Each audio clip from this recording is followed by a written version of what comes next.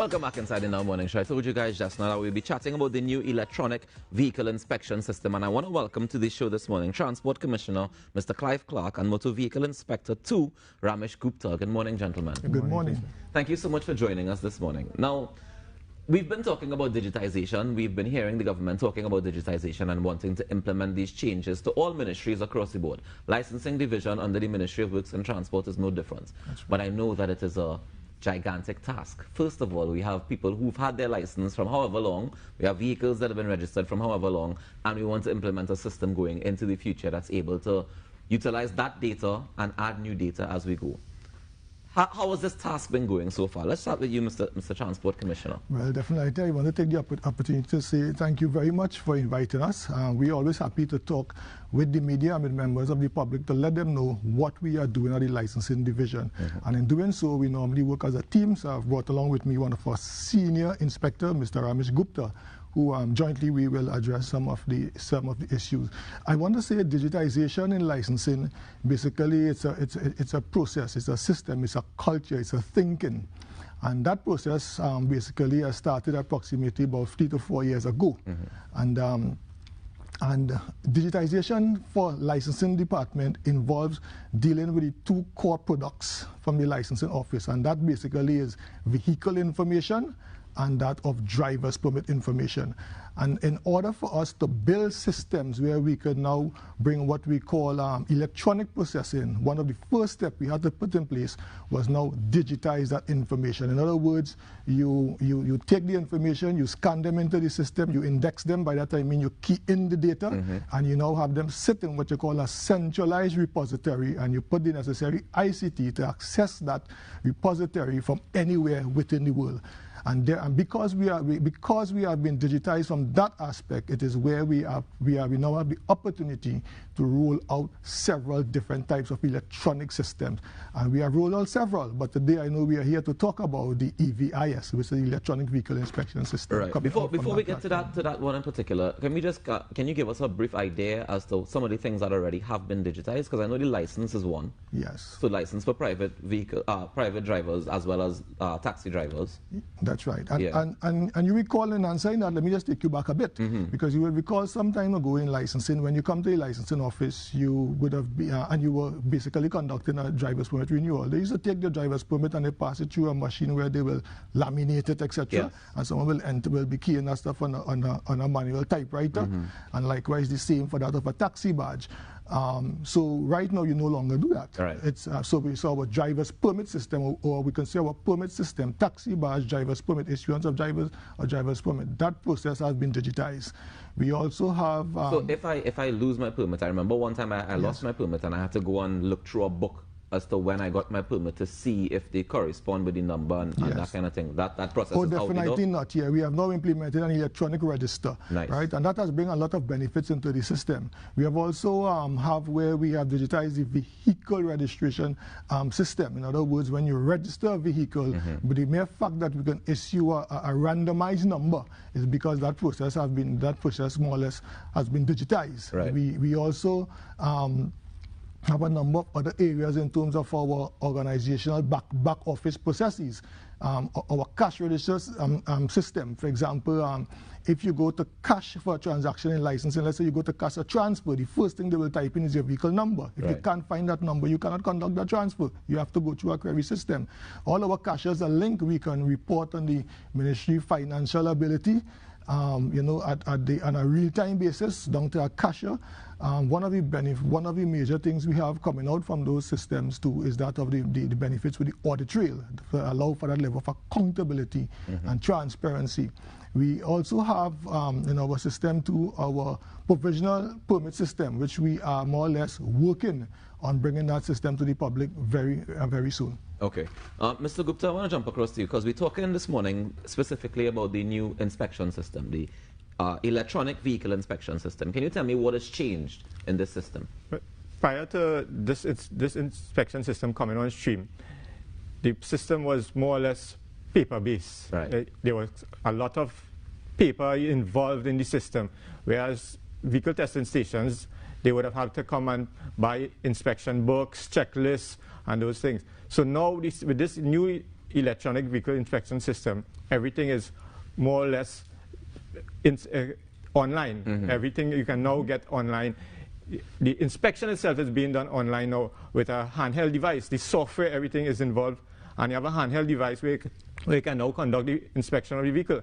And so it's more efficient, it's more transparent, and it's bringing to it accountability in the sense of having an inspection done. Tell me how it works, because you're saying you could take a handheld device to inspect the vehicle. I know normally when you're inspecting vehicles, you're checking for things like number plates and to make sure things working. What else are we checking for? We're checking for there's a checklist that the device has on it now. So it is a full checklist with the complete checks of the vehicle from the information about the vehicle. So like the registration number, the chassis number, the engine number, the color, all those types of information. So it has that in it. Then it goes down to electrical, the lights, all the instrument, all those things. You have the doors, the windows, the braking system, the tires, all those things are now the suspension system, the steering system. There's a checklist involved in it now. So as the inspector goes conducting his inspection, he has to now check and tick off each one of these items as he goes along. So in doing that now, if any defects now, he would itemize the defect now and take a check and then make a note on it. So there's and that information is going where? That information is stored in a central database that licensing now has.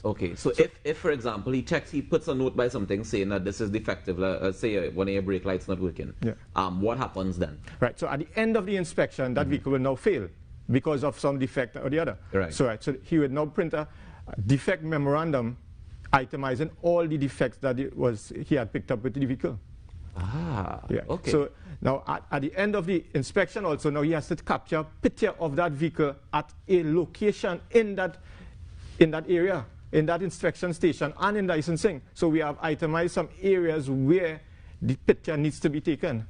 So that's more or less is a transparent situation. So it's no longer a situation where a man could say, well, I'm going to apply with this because it's now printing out saying no. And it also involves the whole question about people saying long time, well, I could give my inspection home and I am going to bring my vehicle and things like that. So now we have removed that from the whole system because they have to take a picture of the vehicle in the inspection station and in licensing.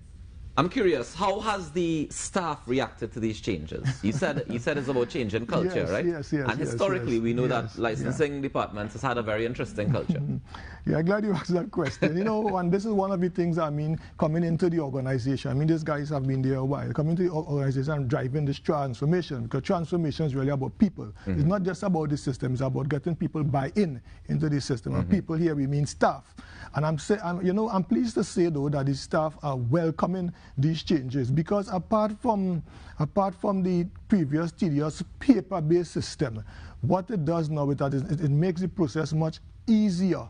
So at the end of that process, Mr. Gupta would have described a while ago, on the spot, you can now print that inspection certificate for that person. You can now print that checklist for that individual. There's no need to go back and write, basically. So it makes the work much easier. Yes, it brings accountability, because one of the things I can tell you can do is that the very officer who would have checked that vehicle, his information is there for life. And one of the benefits we have with that is that while on the nation's road, an enforcement officer, by that I mean a police officer, a licensing officer, a traffic warden, can now use the electronic handheld device we use for enforcement and retrieve that information and know which garage, which officer, which site would have conducted that inspection. So the strength in this system is really in that of enforcement. Enforcement, even to the point, if you fail an inspection at garage A, and you go to garage B to try to conduct that inspection, garage B will see that and they cannot proceed with that inspection unless you remedy those situations. And if they do, we can pick that up via the audit trail. So this is the benefits we have with this. How can the persons holding the handheld device be able to, let's say the enforcers, right? So be it traffic wardens, licensing officers, police officers, how are they getting access to this information? And you take me back back to the point we raised. Because of the fact we have our centralized data digitized, what we do is that we simply type in the vehicle number and the chassis number, and we retrieve that information. But for the enforcement officers with the handle device, all they need to do is basically type the vehicle number, and you get the history on that vehicle while on the nation's road. Okay, so I heard something about a QR code. Is that a part of the process? Oh yes, there is a QR code on the sticker. Yeah. And let me just say this in the context of the QR code and the sticker. Previously, you could have gotten a sticker in a RAM shop. And you have heard the minister mention that for a vehicle. Or basically, you could have gotten a sticker without having any data tied to it. Yeah. That cannot happen again. Okay. Matter of fact, the sticker themselves ties back to the record. So you scan the QR code, it retrieves the information. Can I scan the QR code from my phone? Yes, what would I access? You will scan the QR code, but you will not get the access. You can scan if you have a reader, but it will not point you to that area. Okay. The sticker is unique to the garage and it's unique to the vehicle. And this is the major benefit. I wonder about security. Whenever we talk digitization, you know, one of the things that people are always concerned about is hacking. Oh, yes. We're always concerned about people being able to access this information and manipulate the information. How protected is that information? You know, I sorry I didn't bring my IT person here, but I'll have to use my IT hat now. You can come back, man. You can come back. Yeah, because that's my background field, right? Let me just say, though, one of the things that we can boast about at the licensing office is there's a strong support team from our IT department, from the head office, Ministry of Works and Transport. And they would have put a system in place where we use a secure data center that stores that information there with all the necessary firewall and redundancy in the event the data failed on one side, it's replicated to the other side, etc. Okay. So we are confident about the security in our systems. Nice. Mr. Gupta, what should people know before coming to the licensing office to do their motor vehicle inspections? Well, prior to the coming, they should check our website, because there is data information on our website to ensure that your vehicle, the chassis number, engine number, all those things are correct. Right. So they could go on our website and ensure that their vehicle particulars are in fact correct, right? And then afterwards, they make an online booking, because every transaction within the licensing office now is online booking. Okay. So you can visit our website and make an online booking. You have the date and the time for the appointment for your inspection. So that's one of the things that we try to make and tell people, that they make the appointment and come on that particular time at 10 minutes before, right, and for your inspection. So there's no more standing up and waiting until you get a chance. It's now come at your appointed time. Yes, because I could tell you, I went in a different ministry yesterday and they give me an appointed time. And when I reached there, I had to stand up for another 45 minutes to wait.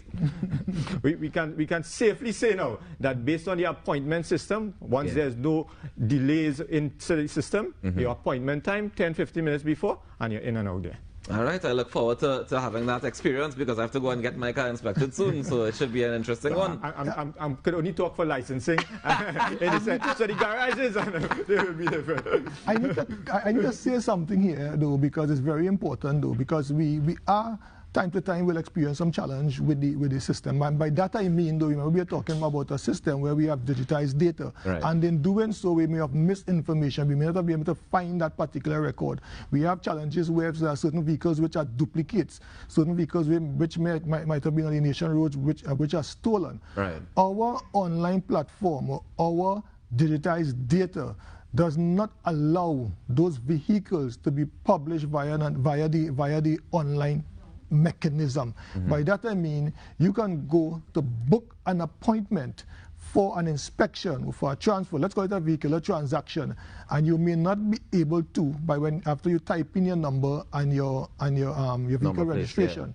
It's because the data is not there. So therefore we route that user to what we refer to as a query booking. So you can now come in the office and query that transaction, because I'll tell you something, that is very important, especially when it comes to inspection. The old inspection system, you could have gone to a vehicle testing station and inspect a stolen vehicle. Right. You could have gone to an inspection vehicle station and inspect a vehicle which was never registered with licensing.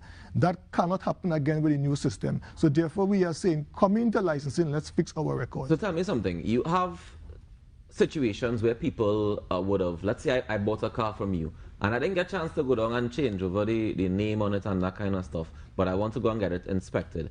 How is that the same query system we'd have to go through in order to make sure whatever is correct before you get to the inspection? Yeah, so what you're referring to treat a transaction like that, you have to basically make what you call a transfer appointment. Right. And in doing a transfer appointment, the system will ask for your vehicle number and your chassis number or engine number for you to now proceed. Right? And basically you take the process from there. If you don't find that number there, then raise a flag. Because there could be something wrong. It could be a duplicate. Okay. It could be not on the system. Even before that, you can go to our vehicle verification system where you can check that vehicle before. And I strongly advise if you're purchasing a vehicle. Before you even purchase the vehicle, yes, you can check. Okay. Make sure and check that before. I'll give you a quick experience. I was telling my guy recently. Someone wrote me just recently. Someone was driving on the Nation Road and they saw a vehicle with the exact number. Exact number, 123. Right, and this person went to his lawyer and they sent the commissioner a letter stating, there is something wrong with your records, and we decided to carry out an investigation on that. So the complainant, we call him in and we discover that his vehicle, the very person who was making the complaint, it turned out that when we did some checks on the vehicle, that vehicle was a stolen vehicle. Wow. And he wasn't aware that he was driving a stolen vehicle, but complaining regarding the other party. So the other vehicle was very legitimate on the system. And when we checked through forensic and we restored that chassis number, the vehicle was stolen, it was paid off for by CLECO, etc. And we had to more or less return that vehicle. So he came in to make a complaint and he ended up leaving the compound without his vehicle. Wow. And that is all because of the fact that we now have a digitized system. We can track those systems quite easily. Wow. Well, guys, you have to be careful and make sure that is the vehicle registration. No, what was the name of the system? But you could go and check verification. That's the vehicle verification system. Vehicle verification system. That's an important part of it. You can do that before you purchase a vehicle from someone and just make sure everything is in order. I want to thank you, gentlemen, for joining us this morning. Sure. Congratulations on this initiative. I think we look forward to seeing more rollout from the licensing division. And of course, you're always welcome to come back and share more with us this morning. Clive Clark, Transport Commissioner, and Ramesh Gupta, Motor Vehicle Inspector 2, joining us on the Now Morning Show this morning. We take a quick break and we come back with more. Stay tuned.